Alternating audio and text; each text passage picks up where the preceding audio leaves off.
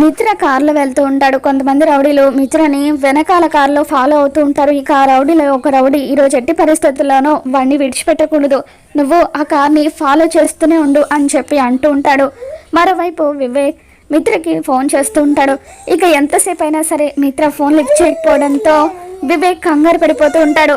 అప్పుడే లక్ష్మి వివేక్ దగ్గరికి వస్తుంది. ఏంటి వివేక్, ఎందుకు అంతలా కంగారు పెడుతున్నావని చెప్పి అంటూ ఉంటే, అన్నయ్య ఎవరి ఫోన్ లిఫ్ట్ చేయడం లేదు వదినా అని చెప్పి వివేక్ అంటూ ఉంటాడు. ఇక అప్పుడు సంయుక్తగా ఉన్న లక్ష్మి, అత్తయ్య గారు వచ్చే టైం అయింది, మీరు అనవసరంగా మిత్ర గారి విషయం అత్తయ్య గారికి చెప్పి కంగారు పెట్టకండి అని చెప్పి అంటూ ఉంటుంది. ఇక అప్పుడే మనీషాదేవి అని ఇద్దరు కూడా అక్కడికి వస్తారు. ఇక సంయుక్త లక్ష్మి ఇద్దరు ఒకటేనన్న విషయం తెలుసుకొని వాళ్ళు అలా అనుమానంగా సంయుక్త వైపు చూస్తూ ఉంటారు. ఇక లక్ష్మి ఏమో కంగారు పడిపోతూ ఉంటుంది. మరి ఈ వీడియో మీకు నచ్చినట్లయితే తప్పకుండా లైక్ చేయండి.